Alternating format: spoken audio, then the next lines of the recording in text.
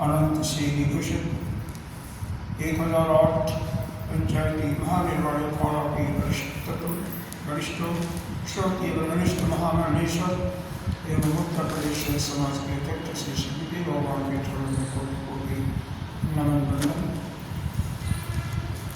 यहाँ की पीठाधीश्वर 1008 पंचायती महानिर्वाणी थोड़ा की वरिष्ठ आचार्य एवं महामंडलेश्वर स्वामी और राजस्थान के राजगुरु स्वामी विश्वकानंद भारती जी के चरणों में कोटि कोटि नमन।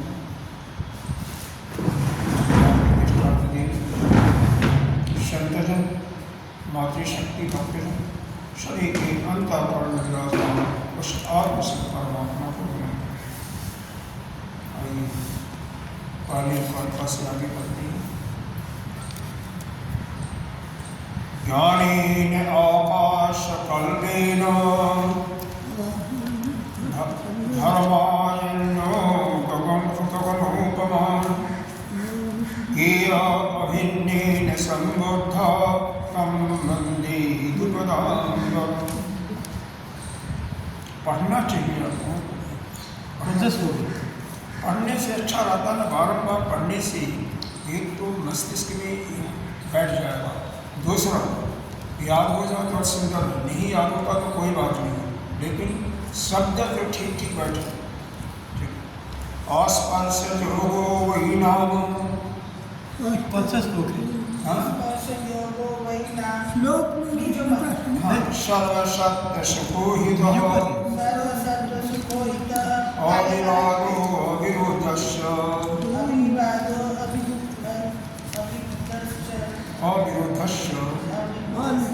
देशितः तं नमाम्यहम् भूतस्य जातिम् ईक्षन्ति वादिनः केचिद् देव ही वादिन के देव ही अभूतस्य अपरे धीरा अभूतस्य परे धीरा विवदन्त परस्परम् परस्परं भूतं न जायते कश्चित् किञ्चित् भूतं न जायते किञ्चित् अभूतं नैव जायते अभूतं नैव जायते विवदन्तो अद्वया हि एवम् विवदन्तो अद्वया एवं जातिं ख्यापयन्ति ते जाति क्षापयन्ति। इसलिए मैं कह रहा हूँ बारम्बार अभी पढ़ने शब्द कभी पहली बार में आपको उच्चारण नहीं हो रहा।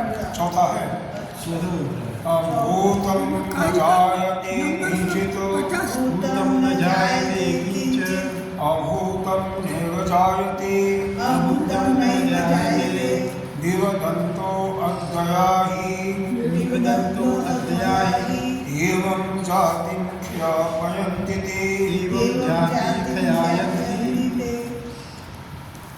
अभी 50 में है ना, 50 श्लोक आज चौथा होगा।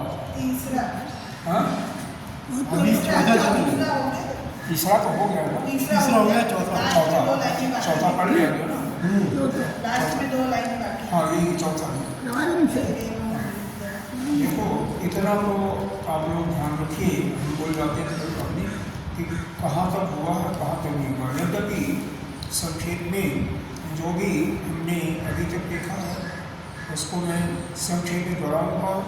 बाद में धीरे धीरे केवल अंतिम एक कारका को दोहराते हुए आगे बढ़ते जाएंगे, क्योंकि जैसे जैसे आपके अंतःकरण में दृढ़ होता जाएगा वैसे वैसे पीछे के कारकाओं का दोबारा नहीं होगा, पुनः स्मरण नहीं बताया नहीं जाएगा। केवल एक कारका पीछे बताते हुए आगे तक ही बताया जाएगा, जिससे हम आगे बढ़ने की रफ्तार भी हमारी तेज हो। तो यह अथर्ववेदी मांडव्योपनिषद के चौथा प्रकरण जो गौड़ पादाचार्य जी की द्वारा लिखित है। यह जो मूल मंत्र सप्तम मंत्र है उसी की व्याख्या है, उसी कारका का व्याख्या है, उसी मंत्र का व्याख्या है। 100 कारकाओं में उस मंत्र की व्याख्या की गई। कारिका के शब्द बहुत आसान सरल है। भाष्यकार ने भी बहुत ज़्यादा इस पर अपनी भाष्य नहीं लिखा है, केवल शब्दों को ही स्पष्ट किया हुआ है, इसलिए कोई मुश्किल नहीं है। ठीक है, अलाप शांति प्रकरण थोड़ा सा बुद्धि में अंतःकरण में बैठने के लिए, अनुभव में आने के लिए कठिन है, अदरवाइज शब्दों के हिसाब से कठिन नहीं है। हमारे अंतःकरण में कैसे बैठेगा इसके लिए थोड़ा सा इसमें चिंतन करने की आवश्यकता है, और बाकी कोई बहुत खास बात नहीं है। क्यों? यह बड़ा शांति प्रकरण वह जलते हुए मशाल के समान, जिसमें मशाल की ज्वाला शांत हो जाती है, अर्थात आपके अंतःकरण की वृत्तियाँ समाप्त हो जाती हैं, तो आप अपने स्वरूप में स्थित हो जाते हैं। इसीलिए यह अलाप शांति प्रकरण जो है अपने अंतःकरण की ज्वालाओं को, विचारों को, वृत्तियों को शांत करके आपको अपने स्वरूप में स्थित करने के लिए है, अर्थात इसका प्रयोजन केवल मोक्ष ही है, मोक्ष प्राप्ति के ही लिए है। इसलिए इसको थोड़ा सा हमें गंभीरता से कहा। तुरीयावस्था में मतलब बता रहा है। हाँ, वही देख, मोक्ष की प्राप्ति क्या है? जिस समय आप अपने स्वरूप में स्थिति, अपने स्वरूप में स्थिति का और कुछ नहीं, सीधा साधा है। तो अब उसको लिए थोड़ा सा आपको बुद्धि को अपने को प्रखर करने के लिए जैसी बुद्धि है उसमें और कुछ इस समय नहीं कर सकते, केवल चित्त की एकाग्रता पर आप लोग ध्यान देंगे। चित्त बिल्कुल एकाग्र होना चाहिए। जरा सा भी इधर उधर भी शरीर स्थिर हो और चित्त की एकाग्रता 1 घंटे तक बिल्कुल शांत हो। पहले मंत्र में क्या बताया गया कि गेय अभिन्न, इस आत्मा से जो अपने को अभिन्न,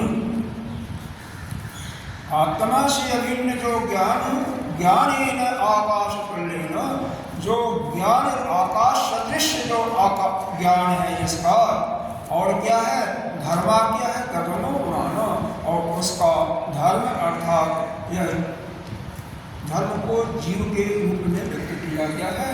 तो वह आकाशी सदृश जीव को जो क्या करता है, संबोध सम्यक रूप से जानने वाला है, वह नारायण पुरुषोत्तम उसको नमस्कार करते हैं।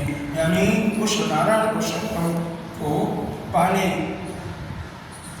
कारिका में नमस्कार किया गया, दूसरे कारिका में अद्वैतवाद सिद्धांत को नमस्कार किया गया है। क्यों? वह सिद्धांत, वह तत्व जो कि किसी से संबंध रखने वाला नहीं है, सभी के लिए हितकर है और सभी के लिए सुखदायक है, किसी से विवाद भी नहीं है, अविवाद, किसी से विवाद भी नहीं है। और एक शब्द और कोई इसने बताया, हाँ, कि अविरुद्ध, किसी का जो विरुद्ध नहीं करता है, विरुद्ध भी नहीं, न तो किसी से विवाद रखता है न किसी के विरुद्ध बोलता है। उसका जो उपदेश किया गया उस तत्व को भी, यानी उस स्पर्श योग को हम प्रणाम करते हैं। यह तो इन दोनों का व्याख्या भी हो गया था। तीसरे कारिका का भी व्याख्या हो गया था कि भूतस्य जाति इक्षन्ति मालिनः कश्चित् एव हि, मतलब यहाँ पर तीसरे कारिका में जो दैववादी हैं, जिसके अंतर्गत सांख्यवादियों को जो कि परिणामवादी हैं, और दूसरा न्याय और वैशेषिक जो कि असत्य के मानने वाले हैं, जो कि यह मानते हैं कि सत्य की उत्पत्ति नहीं हुई है। और भूत का अर्थ है अविद्यमान, जो मौजूद नहीं है, यानी असत्य है, और भूत का मतलब जो विद्यमान है।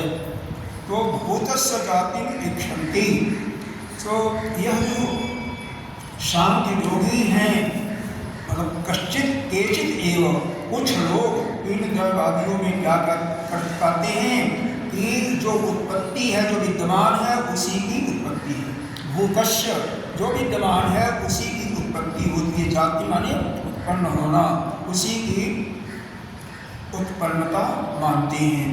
और कश्चित अभूतस्य अपरे धीरा, और दूसरे जो धीर पुरुष हैं, जो विद्वान पुरुष हैं, वह क्या मानते हैं, जो विद्यमान वस्तु नहीं है, अभूत है, उसकी जो है विवदन्तः परस्परम, परस्पर ही विरोध कर इस प्रकार से करते हुए वह दोनों एक दूसरे का खंडन करते हैं। क्यों? और विद्यमान वस्तु का जो मानने वाले वैशेषिक और न्यायिक हैं, वह मानते हैं कि केवल असत वस्तु की उत्पत्ति होती है और सत की वस्तु की उत्पत्ति नहीं होती है। सांख्य योगी यह मानते हैं विद्यमान वस्तु की उत्पत्ति होती है और असत वस्तु की उत्पत्ति नहीं होती। इस प्रकार से दोनों एक दूसरे के को भी खंडन करते हैं। और चौथे कारिका में यह बताया जा रहा, इस प्रकार से आपस में विवाद करके वह दोनों किसका पुष्टि करते हैं, दोनों अद्वैत मत की पुष्टि करते हैं, यानी हमारे मत की ही पुष्टि करते हैं। जो वेदांत का अद्वैत सिद्धांत है उसी को अपरोक्ष रूप से वह पुष्टि करते हैं, और इसीलिए हमारा उनके साथ कोई विवाद नहीं है, और न हम बल्कि हम उनके विचारों का अनुमोदन करते हैं। क्यों? वो हमारे ही विचारों को मानते हैं। इसमें आपस में लड़ करके, आपस में एक दूसरे के मत को काटते हुए क्या कर रहे हैं, हमारे सिद्धांत को प्रतिपादित कर रहे हैं। इसलिए हम उनका अनुमोदन करते हैं और उनसे हमारा कोई धनुष्य नहीं है। इसी को चौथे कारिका में बताया गया है। सिद्धि कर रहे हैं। हाँ जी, अद्वैत सिद्ध कर रहे हैं वो लोग। हाँ देखिए पढ़िए, अभी मालूम होगा, ये तो हमने पहले एडवांस बता दिया। पढ़िए कारका से भूतम न जायते किंचित भूतं न जायते किंचित् अभूतम नैव जायते अभूतं नैव जायते विवदन्तो अद्याहि विविधन्तो अध्यायि एवं जातिं ख्यापन्ति ते। एवं जातिं ख्यायन्ते। इन्हीं का अवस्था है किंचित, कुछ लोगों का मत है, यानी सांख्य किसका, भूतम न जायते, जो विद्यमान वस्तु है उत्पन्न नहीं होती है। जो सांख्य जो भी कहते हैं, सांख्य मत वाले, सांख्य मत के अवलंबी क्या कहते हैं, उसी पदार्थ की उत्पत्ति है जो भूत है, यानी विद्यमान वस्तु की उत्पत्ति होती है। लेकिन दूसरे तार्किक न्यायिक और वैशेषिक इसको क्या कहते हैं, जिसकी जो वस्तु विद्यमान है उसकी उत्पत्ति नहीं होती, इसको काटते हैं। पिछले में क्या बताया गया, भूतस्य जाति निक्षंति, मतलब जो वर्तमान है विद्यमान है उसी की उत्पत्ति होती है, जो सद वस्तु है उसी की उत्पत्ति होती है। वह सांख्य योगियों ने कहा था, सांख्य मतावलंबियों ने कहा था। यहाँ पर उसी मत को काटने वाले वैशेषिक और न्यायिक क्या कह रहे हैं, भूतम न जायते किंचित्। वह क्या कहते हैं कि नहीं, मतलब पहले तीसरे कारिका में जो बताया गया, जो सांख्य योगियों ने या सांख्य मतावलंबियों ने जो इसकी पुष्टि की कि जो विद्यमान वस्तु है यानी सब वस्तु है उसी की उत्पत्ति होती है, उसी को यहाँ पर न्यायिक और वैशेषिक काट रहे हैं। क्या, भूतम न जायते, जो विद्यमान वस्तु है उसकी उत्पत्ति नहीं हो सकती है, यानी सब वस्तु की उत्पत्ति नहीं हो सकती। और फिर सांख्यवादी क्या कहते हैं, अभूतम नैव जायते, किंचित्। हाँ वह कह रहे हैं कि न एव, कि जो अविद्यमान है यानी असत वस्तु है उसकी उत्पत्ति नहीं हो सकती। तो पिछले कारिका में बताया गया जो न्यायिक और वैशेषिक माने कि असत वस्तु की उत्पत्ति होती है, तो यहाँ पर सांख्य योगी उनके मत को काट रहे हैं और वह सांख्य के मत को काट रहे हैं। इस प्रकार से वह एक दूसरे के मत को काटते हैं। तो विवदन्ते अद्या ही एवं जातिम अजातिम ख्यापयन्ति थी। इस प्रकार परस्पर विवाद करने वाले यह द्वैतवादी इस अद्वैतवाद यानी अजाति सिद्धांत को ही प्रकाशित कर रहे हैं या इसी को बतला रहे हैं। देखो, अगर कोई कहता है कि यह मेज उत्पन्न नहीं होता, ठीक है, ये मेज नहीं उत्पन्न होता। एक कहता है मेज उत्पन्न होता है क्योंकि असत वस्तु है इसलिए उत्पन्न होता है, दूसरा कहता है नहीं असत वस्तु मेज है इसलिए उत्पन्न, इसकी उत्पत्ति नहीं है। हालांकि यहाँ पर परमार्थिक जो परमार्थिक रूप से वो उत्पन्न की बातें कर रहे हैं, व्यवहारिक दृष्टि से नहीं कर रहे हैं। व्यवहारिक दृष्टि में तो उत्पन्न होता ही है, लेकिन परमार्थिक दृष्टि से यह कर रहे हैं कुछ उत्पन्न नहीं होता, असत वस्तु उत्पन्न नहीं होती, जो विद्यमान नहीं है। लेकिन न्यायिक मानते हैं कि जो विद्यमान नहीं है उसी की उत्पत्ति होती। उसका सांख्य लोग उसका खंडन करते हैं। सांख्य का मत है कि जो विद्यमान है यानी सत वस्तु उसी की उत्पत्ति होती है, तो न्यायिक उसको काट देते हैं कि जो विद्यमान है उसकी उत्पत्ति नहीं होती। इस प्रकार से दोनों आपस में एक दूसरे के विचारों का खंडन करते हुए इस जो अजन्मा है या अद्वैत सिद्धांत का ही प्रतिपादन कर रहे हैं या इसी को प्रकाशित कर रहे हैं। ख्यापन माने प्रकाशित करना, ये माने भाई बहुत आसान है ना, बहुत मुश्किल नहीं है। क्यों अरे साहब क्या है, आसान मन में बैठ रहा कि नहीं बैठ रहा? बैठ रहा है ना। दो ही बात हैं, एक सत की उत्पत्ति मानना यानी जो विद्यमान है उसकी उत्पत्ति मानना, और दूसरा असत की जो विद्यमान है उसकी उत्पत्ति मानना। सत की उत्पत्ति मानने वाले कौन हैं? सांख्य मतावलंबी। और असत की उत्पत्ति मानने वाले कौन हैं? न्यायिक और वैशेषिक। यह तीनों के तीनों द्वैतवादी हैं, लेकिन एक दूसरे के मत का यहाँ पर खंडन कर देते हैं। जो दूसरे हैं न्यायिक और वैशेषिक कहते हैं कि जो विद्यमान वस्तु यानी सत वस्तु की उत्पत्ति हो ही नहीं सकती, तो सांख्यवादी कहते हैं नहीं, जो असत है जिसकी उत्पत्ति है ही नहीं है उसकी उत्पत्ति नहीं हो सकती। इसलिए आपस में एक दूसरे का खंडन करते हुए जब कोई वस्तु न तो सत उत्पन्न होगी न तो सत उत्पन्न होगी, इसका मतलब क्या है? सब कोई वस्तु उत्पत्ति ही नहीं होती। भाई देखो, इस संसार में सृष्टि में दो ही वस्तु है, या तो सत है, या तो विद्यमान है, या तो अविद्यमान है। इसके अतिरिक्त तो कुछ है ही नहीं, या तो विद्यमान है या अविद्यमान है। तो विद्यमान और अविद्यमान इन दोनों की उत्पत्ति जब नहीं हो रहा है, इसका मतलब इस सृष्टि में किसी वस्तु की उत्पत्ति होती ही नहीं है। वो किसका सिद्धांत है? वो वेदांत का है कि कोई चीज़ उत्पन्न नहीं होता, जो जैसे है वैसे ही रहता है। यह तो लौकिक व्यवहार की दृष्टि से वहाँ बताया गया, तैतृय में या अन्य ग्रह कि यह उस हिरण्यगर्भ से या कहीं क्या बोलता है महातत्व से उत्पन्न हुआ आकाश का और आकाश से वायु, वह तो लौकिक के लिए है। उस सृष्टि की परमार्थिक तत्व की देखा गई, वहाँ पर कोई उत्पत्ति नहीं होती, तो किसी वस्तु की उत्पत्ति नहीं होती है। ये वेदांत का सिद्धांत है और यही आज़ाद है। आज़ाद क्यों? अजन्मा। आज़ाद का मतलब जातमा ने उत्पन्न होना, अमानी नहीं, तो जो उत्पन्न नहीं होता, इसीलिए इस सिद्धांत को कहते हैं आज़ाद बाद या आज़ाद सिद्धांत। अब भाष्य देखिए, भूतं विद्यमानं वस्तु न जायते किंचित् किंचित् विद्यमानं तु किंचित् विद्यमानं तु एव आत्मा एव आदि आदि एवं वदन सतवादी शांत पक्षम प्रतिषेधति स जन्म। भूतम विद्यमान वस्तु, भूतम का अर्थ दिया विद्यमान, यानी वो मौजूद है, यानी सत वस्तु न जायते, तो सत वस्तु की उत्पत्ति नहीं होती। कोई ऊपर साफ साफ है, इसलिए यहाँ पर कोई खास नहीं बताया, केवल भूत का अर्थ विद्यमान दे दिया, जो कि पिछले कार्यक्रम में भी दिया गया था, है ना। किंचित विद्यमान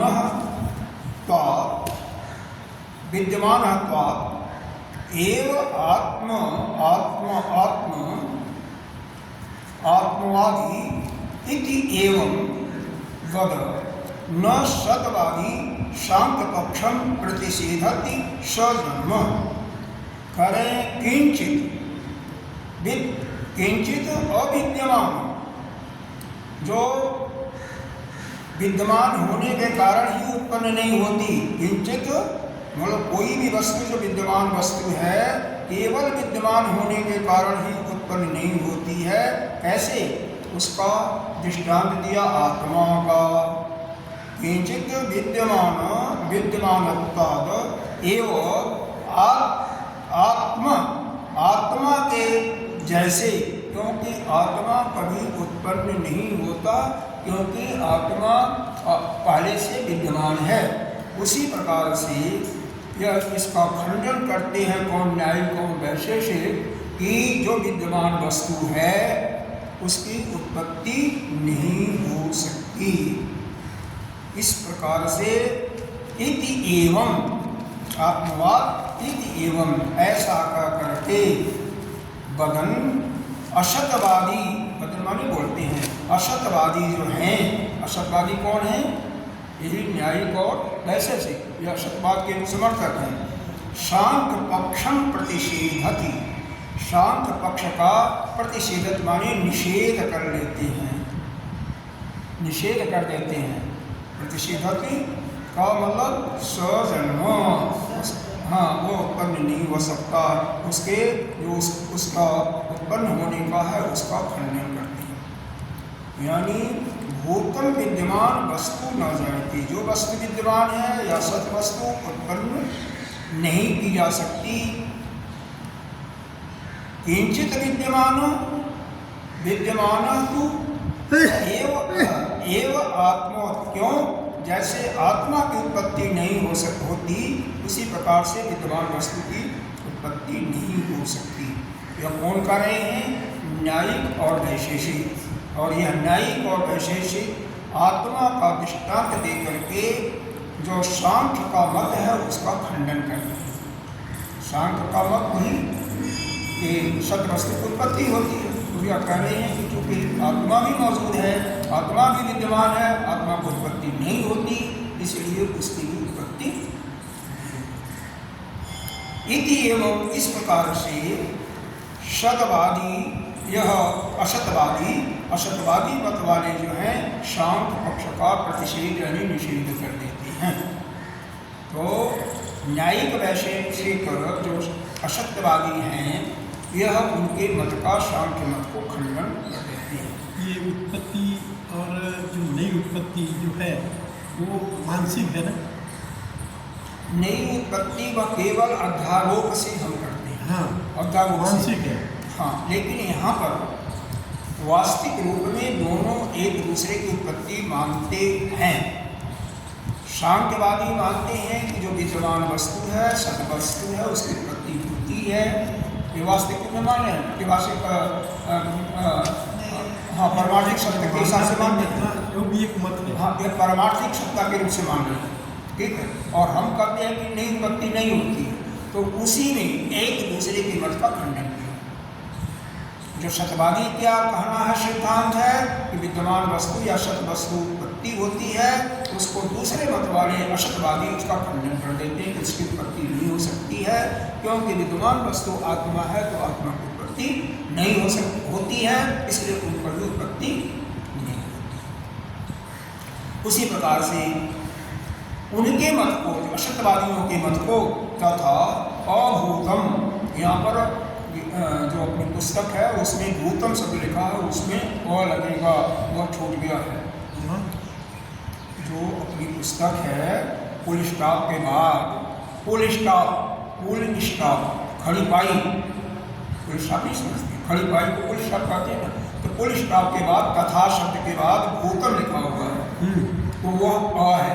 एक्चुअली तथा भूतम एक शब्द मिला देते तब उस अ की अलग से लिखने की आवश्यकता नहीं थी, लेकिन वो प्रिंटिंग मिस्टेक है, इसलिए वहाँ पर अ शब्द आएगा, या तथा भूतम को एक साथ व्यक्त किया जाता तो भी आ जाता तथा अभूतम, मतलब इस। लेकिन तथा सांख्य भी अभूतम यानी जो असत वस्तु है, अविद्यमान असत वस्तु क्योंकि अविद्यमान है, वह अविद्यानात्मक न एवं जायते, वह उसका कहते हैं कि वह असत जो अविद्यमान नहीं है वह उत्पन्न नहीं हो सकती। अर्थात वह सांख्यवादी यह न्यायिक और वैशेषिक मतों का भी खंडन कर देते हैं। यहाँ पर खंडन करते हैं, नहीं समझ रहा। तथा अभूतम का मतलब क्या हुआ? अविद्यमान, बाद में लिखा भी हुआ है अभूतम, भूतम भी लिखा हुआ और नहीं लिखा हुआ था, उसका बाद में शब्द लिखा हुआ अविद्यमानम, और छिपा हुआ है, संधि करने पर यही होता है, यह सब समझना चाहिए। फिर अविद्यमानम आया कि अविद्यमान वस्तु का, जो अविद्यमान वस्तु है अविद्यमान होने के कारण ही अविद्यमानत्व न एवं जायते, इसलिए वो उत्पन्न नहीं हो सकती। अब चूंकि वस्तु अविद्यमान है इस कारण से उत्पन्न नहीं हो सकती। जैसे शश विषाणवादित्व, जैसे खरगोश के सींग नहीं होती, खरगोश के सींग नहीं होती, पता नहीं, पता तो नहीं। तो इस प्रकार से मतलब उन्होंने, पहले वालों ने, न्यायवादियों ने कैसे खंडन किया सांख्यवादियों का, यह करके क्योंकि आत्मा विद्यमान है उसकी उत्पत्ति नहीं होती, इसलिए सांख्यवादी जो यह कहते हैं कि जो विद्यमान वस्तु यानी सत वस्तु की उत्पत्ति होती है वह नहीं हो सकती, क्योंकि आत्मा विद्यमान है उसकी उत्पत्ति नहीं होती। तो वह सांख्यवादी इन न्यायिकों का मत का खंडन इसलिए करते हैं क्योंकि जो अविद्यमान वस्तु है उसकी उत्पत्ति इस प्रकार से नहीं हो सकती जैसे शश के यानी खरगोश के सींग नहीं। वह विद्यमान है तो उत्पत्ति नहीं हो सकती। बाधितम ऐसा करके वदन शांत हो, ऐसा कर करके यह जो असतवादी हैं ये पक्ष सद असत पक्षम सजन्मम प्रतिषेधति, वो असत की उत्पत्ति का प्रतिषेध कर लेते इसका हैं। मतलब शांत उत्पत्ति जो है ये बता रहा है कि उत्पत्ति होने से ये शरीर धर्म का ज्ञान होता है, शरीर धर्म का ज्ञान होता है उत्पत्ति होने से। नहीं, किसका नाम होता है? शरीर धर्म मीन्स बॉडी अपने धारण करते हैं। देखो यहाँ पर यह शरीर की बात नहीं हो रही है, यहाँ पर तो यह पारिमार्थिक सत्ता के रूप में बात हो रही सत्ता की बात है। हाँ, फिर उसमें यह होगा कि जो जन्मेगा, जो उत्पन्न होगा वो मरेगा, जो उत्पन्न होगा उसकी मृत्यु भी निश्चित है। हाँ, मृत्यु निश्चित। इसीलिए इसी प्रकार से सब खंडन होकर के यह निष्कर्ष यही निकलेगा कि किसी वस्तु की उत्पत्ति ही नहीं होती। हाँ, इसीलिए फिर वेदांत का जो सिद्धांत है कि यह पूरी सृष्टि उस आत्मा पर, परमात्मा पर ही अध्यारोपित है या कल्पित है, वो सिद्ध होगा। बस कल्पित है। हाँ, सिद्धांत कई है। आपका वेदांत का सिद्धांत है कि वह अध्यारोपित है, कल्पित है। सांख्यवाद का सिद्धांत ये नहीं है। सांख्यवाद आत्मा को यह इसको सत्य को यह मानता है कि जितनी भी विद्यमान वस्तु है उसकी उत्पत्ति होती है। न्यायिक वैशेषिक यह मानते हैं जो अविद्यमान है, जो मौजूद नहीं है, उसकी उत्पत्ति होती है। यह दोनों का सिद्धांत है पक्का। वेदांत का सिद्धांत है किसकी उत्पत्ति नहीं होती। फिर वो खंडन करते हैं एक दूसरे का। जैसे आप इनके सिद्धांत का खंडन करो कि यह मान लो सांख्यवादी है, सांख्यवादी हैं तो आप कहो चूंकि जो वस्तु आप कह रहे हो विद्यमान है उसकी उत्पत्ति होती है, तो विद्यमान वस्तु की उत्पत्ति नहीं हो सकती, जैसे आत्मा की उत्पत्ति नहीं होती। उनका मन कट गया, उनका मत कट गया। वह कहेंगे फिर आपके मत में आप कहते हैं असत की उत्पत्ति होती है, तो वह कहेंगे कि सत की उत्पत्ति नहीं हो सकती, क्योंकि जैसे सस का सींग है, सत का सस खरगोश का सींग होता है, नहीं होता है। जैसे खरगोश का सींग नहीं होता है, उसकी उत्पत्ति नहीं हो सकती, उसी प्रकार से असत की उत्पत्ति नहीं हो सकती। इस प्रकार एक दूसरे का खंडन करते हुए वो किस सिद्धांत की पुष्टि कर रहे हैं? यानी किसी की भी उत्पत्ति नहीं होती है ना, सत की न उत्पत्ति हो रही न सत की उत्पत्ति होती। सत का खंडन दूसरे ने कर दिया, असत की उत्पत्ति का खंडन पहले वाले ने कर दिया। इस प्रकार के दोनों के मतों का जब प्रतिषेध हो गया, निषेध हो गया, तो क्या रिजल्ट क्या निकला? किसी की उत्पत्ति नहीं। वही वेदांत का सिद्धांत है। बस ये सब है वो मन बुद्धि अहंकार से उत्पन्न हुआ है। क्या कि उत्पत्ति नहीं, उत्पत्ति कल्पना मात्र है। ये सब कल्पना मात्र आरोपित है, सृष्टि है ही नहीं है, आप है ही नहीं। हाँ, बस इसीलिए उसका मतलब मन से उत्पन्न किया हुआ जो है। अरे यार तो पहले से ये तो है ही नहीं, सृष्टि को मानते ही नहीं ना।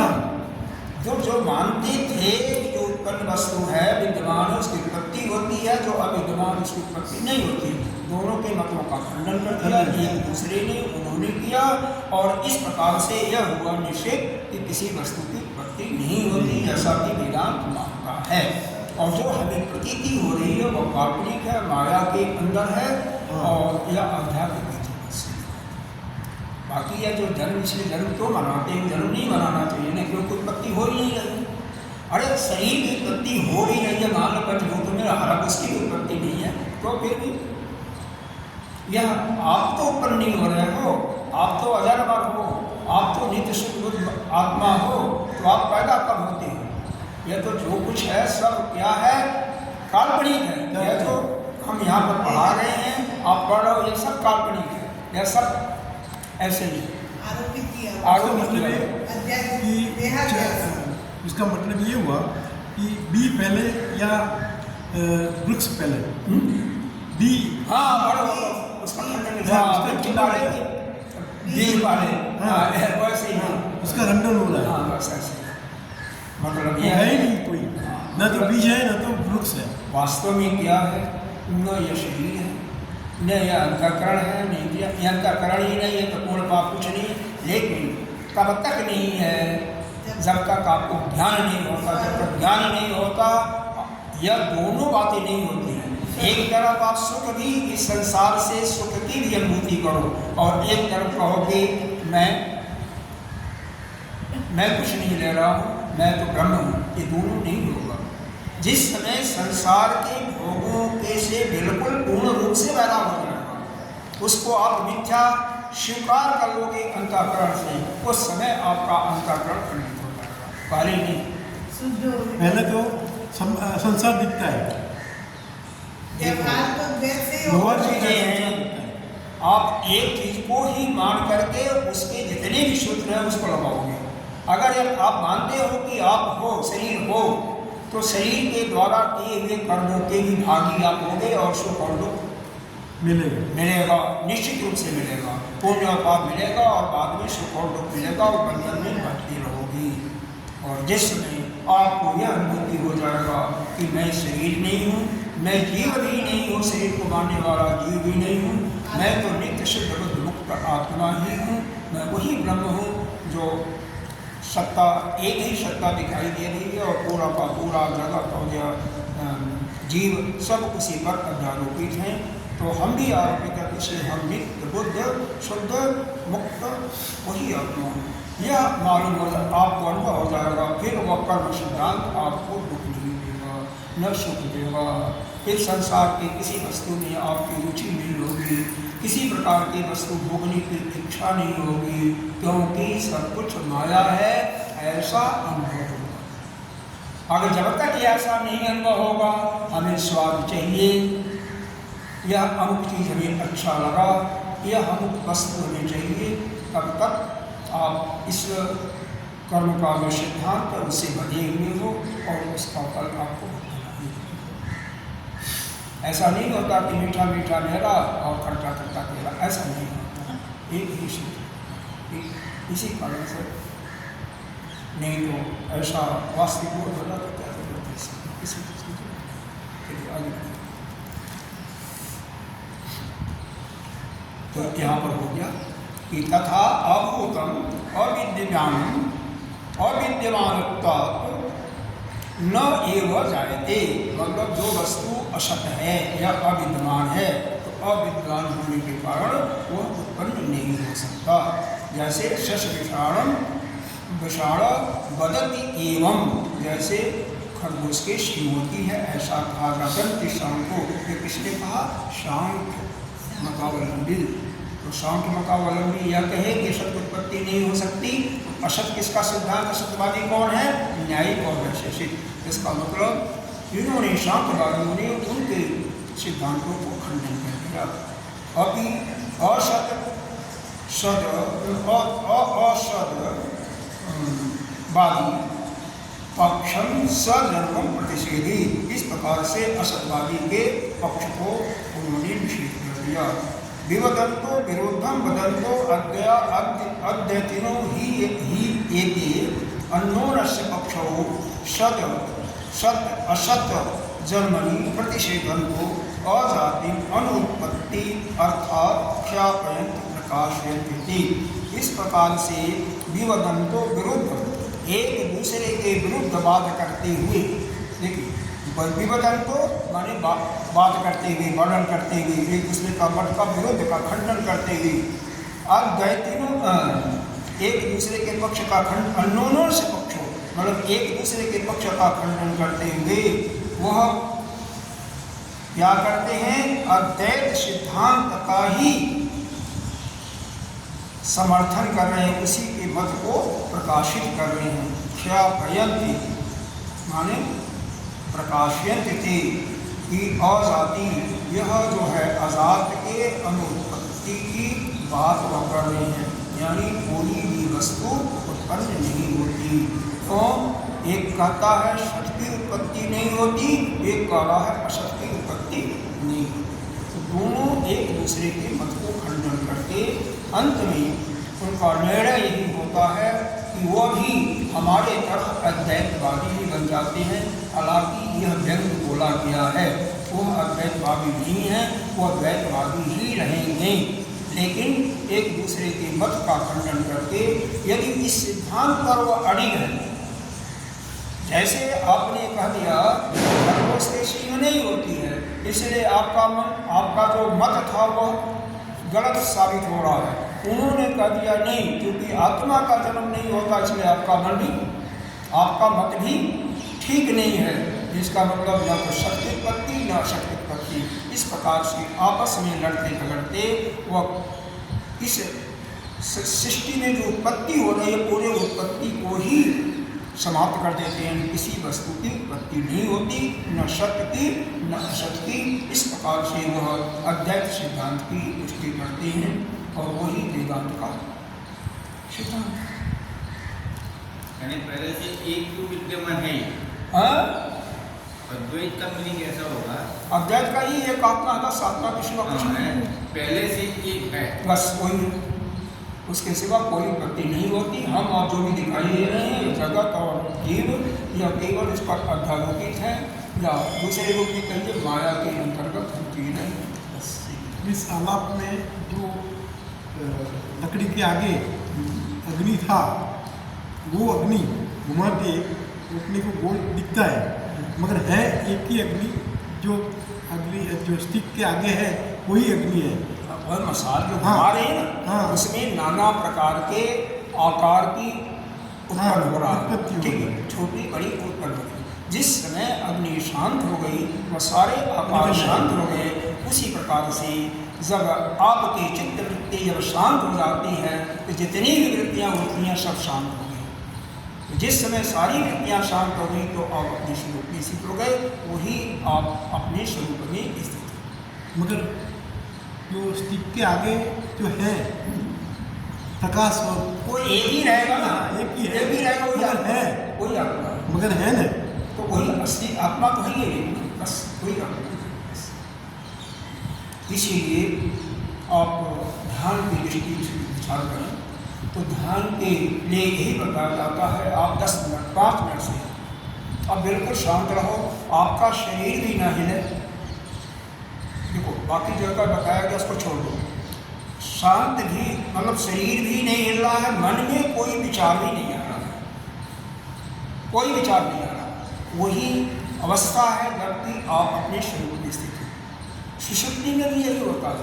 इसमें क्या होता है, आपका शरीर बिल्कुल शांत है, मन में कोई विचार नहीं है, कोई विचार नहीं आ रहा, पूरा संसार उस समय आपकी दृष्टि से ओझल हो जाता है। वही सुषुप्ति और वही प्रक्रिया में कन्वर्ट हो जाता है, बिल्कुल लॉन्ग्स में विचार। लेकिन मन में विचार नहीं आएगा, ऐसा पॉसिबल होगा? सवाल ये प्रश्न यही है, जो चित्त में जब तक यह जन्म जन्मांतर के मल रहेंगे, जन्म जन्मांतर के पाप पुण्य कहिए, बल कहिए, उनका रूप आकृति जो भी है, हर एक के लक्षण आते हैं। जैसे एक कैमरा होता है ना, कमरे में रील में सब कुछ आ जाता है, तो हर एक जन्मों के उसमें रील आ गए। उसी से तो आप पहचानते हो कि अमुक व्यक्ति एक को 50 साल पहले देखा था, कुछ 35 साल के पहले देखा था, मिलता है तो एक बैग आपके मन में आता है, इसको तो मैंने कहीं देखा। थोड़ा सा और अपने प्रिपरेशन डालते हो, आ जाता कि शायद यह व्यक्ति वो है, और थोड़ा सा रेफरेंस दिखा कर कैसे आपके चित्त पर उसकी तस्वीर दी। मगर स्वामी ये चित्त ने बताया, वो समझो कि चित्त में बैठा, मगर टाइम आएगा तब चित्त में से निकल जाएगा। हाँ बस वो चित्त वह कब निकलेगा। देखो वह निकलने के लिए आपको कई विधाएँ बताई गई हैं, या तो कर्मकांड के जगत पात कीजिए बिना मतलब किसी वस्तु की चाह रखते हुए, ठीक, या योग साधना समाधि करके धीरे धीरे उसको खत्म कीजिए, या भगवत उपासना कीजिए, भक्ति दृढ़ भक्ति, जैसे गोपियों का कृष्ण में भक्ति थी, अनन्य चिंतन तो वहाँ अनन्य रूप से चिंतन करते रहिए तो वहाँ उसका प्रसाद होगा। या तो गुरु का ही कृपा हो जा विशेष, जो कि ऑलरेडी स्वभाव का अपने स्वरूप में स्थित है, तो वही कभी आपको ज्ञान दिया और ज्ञान को आपने बल आपका दूर हो गया तो आपने धारण कर लिया। स्वामी उसमें ऐसा भी हो सकता है ना तो उनका स्वभाव है संकल्प विकल्प तो करेगा ही वो। हाँ तो फिर उसको उससे दूर होने के लिए एक और भी रास्ता है ना कि जो मन का संकल्प विकल्प जो हो रहा है वो उनका दृष्टा बन जाएगा। अगर उनसे हम अलग हो जाएंगे तो वो मन का संकल्प विकल्प को डिस्टर्ब नहीं करेगा। वही तो है ना, वही तो है कि शरीर आप नहीं हो तो शरीर में स्थूल शरीर भी आ गया, सूक्ष्म शरीर भी हो गया, कारण कोई भी आप नहीं, उससे आप अलग हो। ये तो पहले दिन से बताया जा रहा है, यानी उसका दृष्टा बन जाए। जैसे हम निकलते वहाँ उससे आप अलग हो गए। आप शरीर से, शरीर के संबंधों से बिल्कुल अलग जब हो गए तो वैसे भी आपको परेशान नहीं 80-90% तो वैसे भी आपका साथ हो गया। हाँ। रह गया जीवत्व भाव, और जिस समय जीवत्व भाव भी समाप्त होगा उसी समय आप शुद्ध आत्मा बन गए। तो सब कुछ आप केवल जो कुछ इस शरीर के द्वारा हो रहा है, मन बुद्धि के द्वारा हो रहा है, सबके साक्षी हो, आप कुछ नहीं। इस शरीर में दो नहीं है, जी आत्मा और जीव अलग अलग नहीं है, वह केवल हमारे मन का और कुछ नहीं। स्वामी कई ऋषि मुनि हजारों साल तप करते हैं, इस मेडिटेशन करते हैं, तो वो भी मेडिटेशन में निकल जाते हैं और संसार में आ जाता है। बिल्कुल हाँ, तो वो जो अवस्था होती है उनकी, तो वो शरीर की अवस्था से बाहर हुआ ना। देखिए यह जो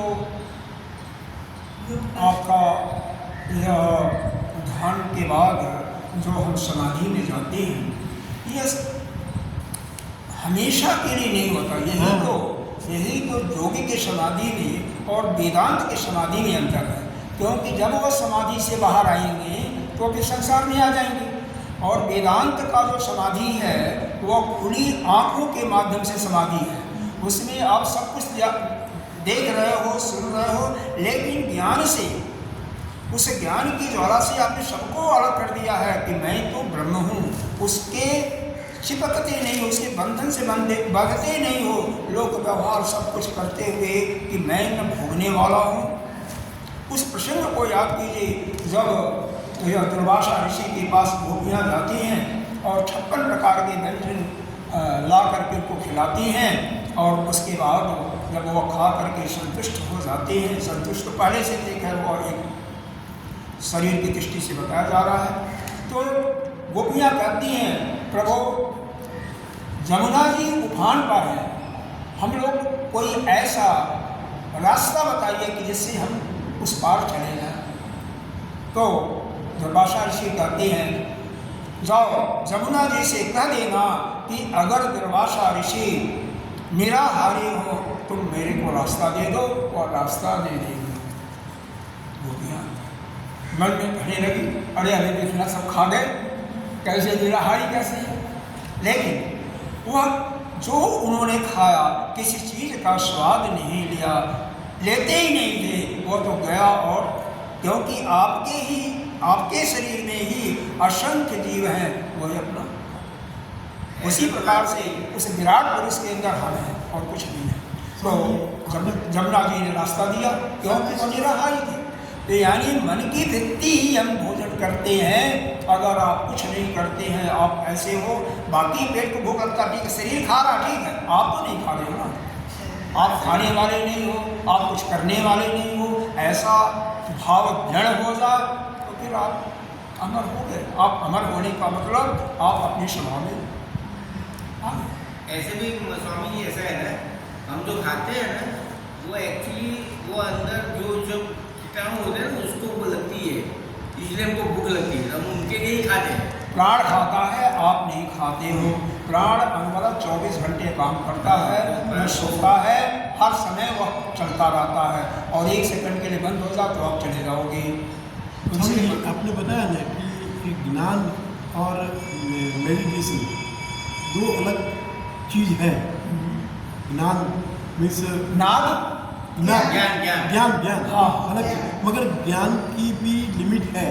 ज्ञान के पीछे मीन्स ज्ञान जब समाप्त हो जाती है, ज्ञान समाप्त हो जाता है, उसके पीछे वो समाधि अवस्था आ जाती है। वो जो समाधि अवस्था यहाँ पर ज्ञान विद्या दो प्रकार की होती है, मुंडे उपनिषद पढ़े होंगे, एक अपरा विद्या और एक परम विद्या। अपरा विद्या संसार के जितने प्रकार के 64 प्रकार के या नाना प्रकार की विद्याएं हैं, वह उत्पन्न होती है, एक बार वह विद्या समाप्त हो जाती है। जो एक बार उत्पन्न हुई वह समाप्त हो जाती है, लेकिन जो उत्पन्न नहीं होता वह स्वतः आपके पास वह विद्या है, केवल जो भ्रम पड़ गया है बंधन का वह दूर हो जाता है। श्रवण मात्र से वह तो परा विद्या है ही आपके पास, आप ब्रह्म हो, कोई अंतर नहीं है, लेकिन हमें भ्रम हो गया है, हमें शंका हो गया है सुन करके। अरे बचपन से ही तो पढ़ाते हैं माता पिता, क्या यह तुम हो, यह वह है, यह तेरा चाचा है, तेरा मामी है, तेरा वह है, तेरा यह हाथ है, तेरा पेट है, तेरा मुंह है, तेरा गाल है, तेरा आँख है।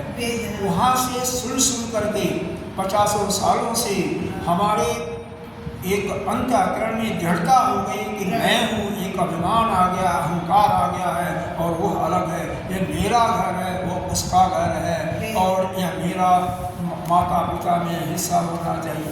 यह एक हमारे अंदर एक दृढ़ भावना आ गई है, जिस समय यह भ्रम दूर हो जाता है कि मैं तो नित्य शुद्ध मुक्त हूँ और हम ही सभी के अंतर्गत हूँ, कहीं अलग नहीं है, हम एक ही हैं, वह ब्रह्म ही है। और या तो ब्रह्म के रूप में देखिए सबको, सबके अंदर उसी भगवान की अपने आराध्य की मूर्ति देखिए, या अपने आत्मा को जब सभी के अंदर देखने लगेंगे और सभी आत्मा अपने अंदर, उसी समय आप मुक्त हो गए। वह ज्ञान नहीं कहीं जाता, वह ज्ञान तो हमेशा मना ही करता है कि आप अपने स्वरूप में स्थित रहते, बस और कोई नहीं है। उस समय देखो, अगर आप योग वशिष्ठ पढ़ें तो उसमें ज्ञान की 7 भूमिकाएं बताई गई हैं, ज्ञान की 7 भूमिकाएं बताई गई हैं उसको योग वशिष्ठ में। भगवान रामचंद्र जी को या पूरे समाज को, जो भी अयोध्या नगरी वालों को वशिष्ठ जी ने ज्ञान दिया था। नाना प्रकार के ऋषि भी थे, बहुत अच्छे पहुँचे हुए ऋषि थे। वह 7 ज्ञान की भूमिकाएं क्या हैं? पहला है शुभेच्छा, शुभेच्छा, शुभ इच्छा। जिस समय किसी के अंदर यह भावना आती है कि हमें अच्छे ग्रंथों को पढ़ना चाहिए, हमें अपने को ज्ञान, किसका ज्ञान प्राप्त करना चाहिए? जीवात्मा और आत्मा का ज्ञान, जगत का ज्ञान प्राप्त करना चाहिए, बस यह शुभेच्छा है। फिर उसके बाद जिसके अंदर आ जाता, देखो ये यहाँ पर अहमदाबाद में कम से कम करोड़ लोग तो होंगे, नहीं तो 80-90 लाख तो होंगे। अच्छा, किसके अंदर इच्छा आती है? नहीं आई ना। तो फिर दूसरी स्थिति आती है सुविचारणा, जो ऐसी इच्छा परिपक्व होने के बाद कि हमें अपने बारे में और परमात्मा के बारे में जानना ही आवश्यक है, तो वह किसी संत के पास या किसी ज्ञानी के पास जा करके इस ज्ञान प्राप्त करने के लिए जो भी अपेक्षित शास्त्र है उसका भी वह लाते हैं, उसको भी उपलब्ध कराते हैं और जा करके अध्ययन करना शुरू कर देते हैं। श्रवण सत्संग से शुरू होता है और उसके बाद उस पर मनन भी करते रहते हैं, श्रवण मनन निदर्शन करते हैं। शुरू कर दिया, वह दूसरी अवस्था होती है पहला शुभेच्छा, सुविचारणा में वो चले गए। अब आप लोग कम से कम सुविचारणा में हो। और तीसरी होती है तनुमानसा। तनुमानसा के अंदर हमारे सारे जो यह इच्छाएँ हैं, कामनाएँ हैं, वह शांत तो पूरी तरह से नहीं हुई, लेकिन लगभग शांत हो जाती हैं, सूक्ष्म रूप से पड़ी जाती हैं और हमें वह बहुत मन का उछाल पछाल नहीं होता है। एक जगह बैठ गए तो अपना आराम से कर रहे हैं। संसार में उतना हमारा मतलब नहीं रह जाता है, बहुत कम हो गया, तो उसको कहते हैं तनुमानसा। चौथी अवस्था होती है और सत्वापत्ति होती है। चौथी सत्वापत्ति होती है। सत्वापत्ति चौथी भूमिका में कहते हैं जो पहुँच गया फिर उसका दोबारा जन्म नहीं होता है। लेकिन उसमें भी इन जो कामनाओं का यह बीज कुछ रह जाता है, बीज पूर्णतः नष्ट नहीं होता है और फिर भी वह धर्म का प्रचार करते हैं, शास्त्रों का प्रचार करते हैं, श्रवण सत्संग कराते रहते हैं, लेकिन संसार में लोग व्यवहार भी करते रहते हैं। फिर जब सत्तापत्ति से 5वीं भूमिका में आते हैं और संशक्ति, तो उसमें जो है बहुत श्रेष्ठ राजा जनक भी 4थी भूमिका में थे, सत्तापत्ति में थे। उसमें बड़े बड़े इक्का दुक्का आते हैं जो कि किसी चीज़ से कोई उनका ध्यान नहीं जाते। जैसे उड़िया बाबा थे, कहीं कोई पूछ दिया तो बता दिए, मन किया बता दिए, नहीं तो बोलते नहीं कि 2 दिन 3 दिन 4 दिन तक नहीं बोलते थे, पड़े रहते थे, तो वो हो जाती है। और संशक्ति 6ठी भूमिका में तो कोई किसी से मतलब ही नहीं वो करता और न किसी चीज़ की इच्छा नहीं, कोई मुँह में ज़बरदस्ती डाल दिया तो खा लिया, नहीं तो किसी चीज़ की कोई उसको वो नहीं है, यहाँ पड़ा। और अंतिम भूमिका जो होती है तुरीयावस्था, उसमें तो सब कुछ बंद हो जाता है, भोजन इत्यादि। और सब तो लोग कहते हैं 20-25 दिन तक मुश्किल से जिंदा रहता, बाद में चला जाता है।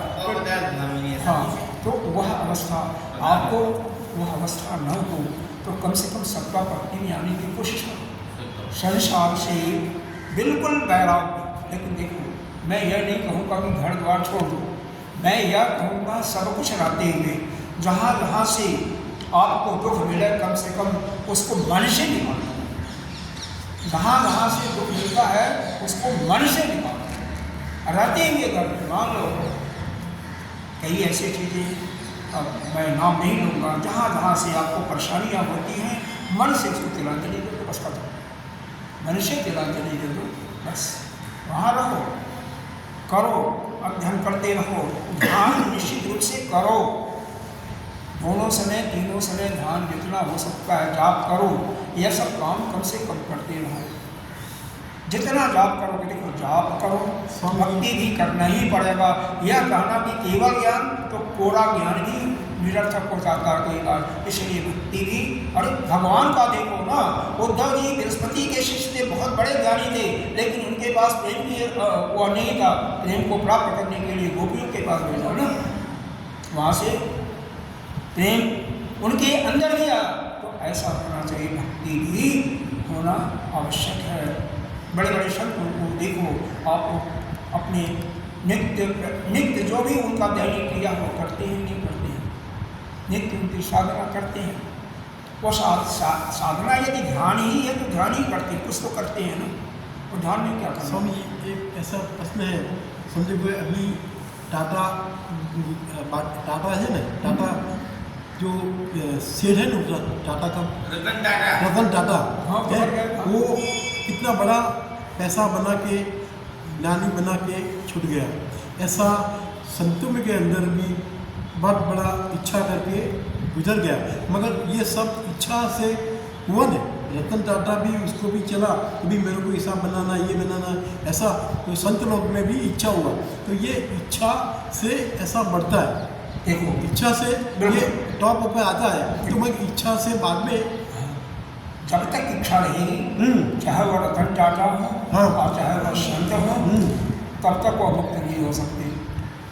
ठीक है, यह इच्छा, यह अहंकार होना ही चाहिए कि हमें और जाप करना चाहिए, हमें और ध्यान करना चाहिए, हमें उस ज्ञान की प्राप्ति और करनी चाहिए। जो भी कमी है वह तो इच्छा, शुभ इच्छा कहलाती है, वह करना जरूरी है। लेकिन किसी सांसारिक वस्तु को प्राप्त करने की इच्छा कभी नहीं होनी चाहिए। सांसारिक वस्तु के स्वाद को भोगने का, देखो, जो हम सुनते हैं या जो हमने देखा हुआ है या जो हम भोगे हुए हैं, उन्हीं की कामना आती है, उनको हमें समाप्त करना चाहिए। ठीक, उनकी इच्छा नहीं करनी। बाकी शुभ इच्छा करते रहो। आप अपना 4 माला पढ़ते हो, कल से 5 माला, 1 माला और बढ़ा दो। 1 घंटा सत्संग करते, 1 घंटा सत्संग आप अपने घर में ही करो और अपने को लेकर के यहाँ पर भी कम से कम 2 टाइम सत्संग होता है, 2 टाइम सुनो। तो वह इच्छा बढ़ती जाए, वह श्रेष्ठतम इच्छा है, वो तो करनी पड़ेगी। इसको शुभेच्छा कहते हैं, शुभेच्छा। लेकिन साथ साथ हमारी कामनाएं धीरे धीरे, जितनी भी कामनाएं हैं वो धीरे धीरे क्षीण हो जाए। कम से कम धनुमानुषा में तो पहुँचे, तीसरी अवस्था में पहुँचे, तीसरी अवस्था में जब हम नहीं पहुँचेंगे तो चौथी अवस्था में कैसे जाएंगे?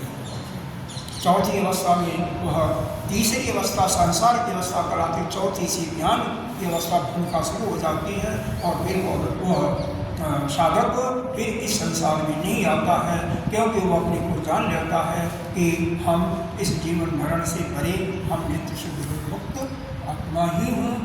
लेकिन कुछ उसके अंदर पिछले जन्म के कुछ ऐसे कर्म होते हैं जिसको भोगने के लिए उसको रहना पड़ता है। लेकिन जो भी प्रारब्ध है, कितना भी बड़ा ज्ञानी हो जाए उसको भी भोगना पड़ता है, क्योंकि ज्ञान की ज्वाला उत्पन्न होने के बाद, ज्ञान की दीपक जब उत्पन्न हो जाती है तो केवल संचित कर्म नष्ट होता है और आगामी कर्म जो है, जो इस जीवन में हो रहा है, पहले जो आगे जाना है, ट्रांसफर होना है, वह तो जो आप शरीर की सेवा करता है पुण्य वह ले जाता है, और इस शरीर से की जो निंदा करता है वह पापक कर्म ले जाता है। पाप भी होते रहते हैं, रास्ते चलते हुए कितने जीव मरते हैं पता है? कितने हम मुँह से बोल रहे हैं, कितने जीवों का नाश हो जाता है। माइक्रोस्कोप से देखो तो हम तो पाप पुण्य सबसे होता रहता है, यह कोई नहीं कर सकता कि हमें से पाप पुण्य नहीं होता। लेकिन अगर आप अंतःकरण से बाहर हो तो कुछ नहीं होता। जब तक अंतःकरण में पढ़ रहे तभी तक होता है। चलिए